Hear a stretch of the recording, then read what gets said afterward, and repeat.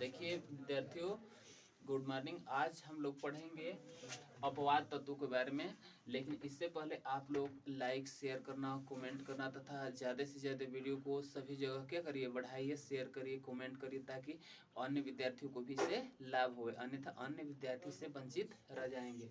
आगे देखते हैं अपवाद तत्व कौन कौन से होते हैं। 24 नंबर, 29 नंबर, 41, 42, 44, 45, 46, 47 और 57, 58 और फिर से 64, 79, 78 हो गया और 111 हो गई। ये अपवाद तत्व हैं। आगे चलते हैं। 21 का इलेक्ट्रॉनिक बिना 80 का बनाना, तो ये कैसे बनेगा?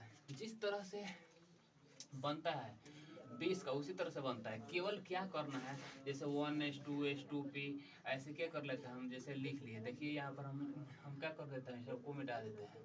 देखिए हमने 1s लिख लिया, 2:2p ऐसे लिख लिया, ऐसे लिख लीजिए 3s3p 3d 4h। अब देखिए यहाँ पर दो, यहाँ देखिए 21 का बनाना है तो यहाँ पर 1 लिख लीजिए, यहाँ पर 2 लिख लीजिए और से सब भर दीजिए, बस बन जाएगा।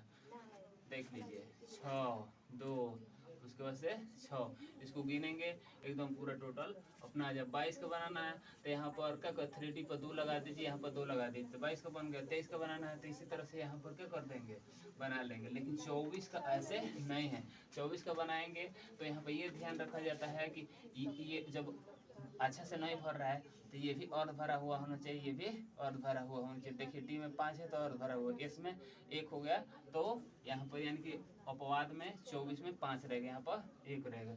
25 का उसी तरह से 21 की तरफ बनाइएगा, 6 रख दीजिएगा यहाँ पर। 26 का बनाना है तो यहाँ पर 6 रख दीजिएगा। 27 का बनाना है तो यहाँ पर 7, 28 का बनाना है तो यहाँ पर 8 रख दीजिएगा। और 29 का बनाना है तो ये अपवाद तत्व है। 29 में जब जाएंगे तो 3D पर 10 रखना पड़ेगा, इस पर 1, क्योंकि इसको देखिए या तो अर्ध भरा हुआ कक्षा स्थायी होता है या तो पूर्ण भरा हुआ। देखिए यहाँ पर स्थायी होता है, ये तो अर्ध भरा हो गया और ये पूर्ण भरा हो गया, 10 है। तो आगे जेडन का देखते हैं हम लोग बना करके। तो देखिए ये यहाँ से यहाँ तक ये क्या है, 1 है तो 2 हो गया। उसके बाद यहाँ से यहाँ तक देखिए ये क्या है, 8 है, 6 2 8। उसके बाद से देखिए यहाँ से यहाँ तक 6 2 8 और 8 और 10 कितना हो गया, 18। तो यहाँ तक क्या होगा, 18 होगा।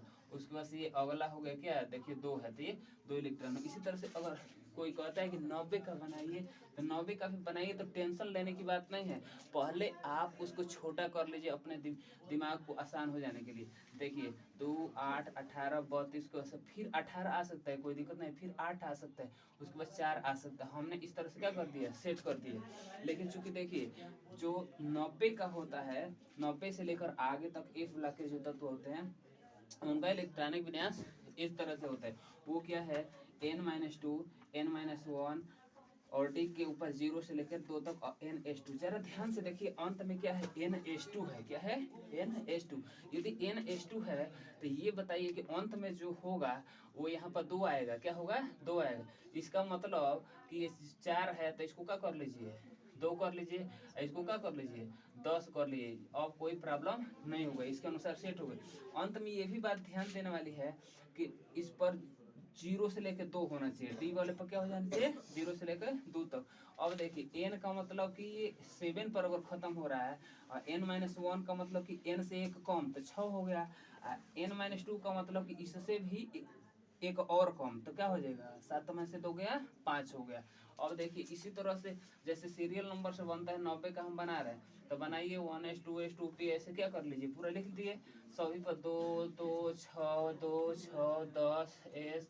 उसके बाद से 6 10 14 2 6 10 रख दीजिए। लेकिन 50 इस पर 5 f पर 14 नहीं रखेंगे। क्यों नहीं रखेंगे अभी हम बता रहे हैं। इस पर अभी कुछ 0 रख दीजिए, मैंने कुछ नहीं रखी। उसके बाद से 6s पर 2 p पर 6। उसके बाद से देखिए 6d पर क्या है नियम में, 6 यहाँ पर d पर देखिए 0 से 2, 0 से 2 होना चाहिए। तो हम चूंकि यहाँ पर अगर 2 रख देंगे, क्या कर देंगे, 2 रख देंगे तो ये क्या हो जाएगा, और यहाँ पर 2 रख देंगे तो इलेक्ट्रॉनिक विन्यास बन गया। तो जब हम इतना ही पर इलेक्ट्रॉनिक विन्यास बना लिए तो यहाँ पर फिर हमको 0 रखने का कोई मतलब नहीं है, इसलिए हम इसको क्या कर देते हैं, मिटा देते हैं। इसको हम क्या करते हैं, मिटा देते हैं। और देखिए यदि कोई भी विद्यार्थी ऊर्जा का बढ़ता क्रम नहीं याद करना चाहता है तो इस तरह से देख ली, K 1s, L में 2s 2p, M में 3s 3p 3d, N में 4s 4p 4d 4f, इस तरह से आगे और क्या कर सकता है, बढ़ा सकता है। अगला क्वेश्चन देखते हैं हम, मुख्य क्वांटम संख्या n बराबर 5 के लिए सभी क्वांटम संख्याओं को कैसे निकालते हैं। जैसे दिग्वांशी क्वांटम संख्या l होती है, तो l बराबर निकालने के लिए फॉर्मूला होता है 0 to n - 1। अब इसके लिए निकालिए, यहाँ पर 5 रखिए तो 5 - 1 तो 4 हो गया, 1 से लेके 4 तक, 0 1 2 3 4 हो गया।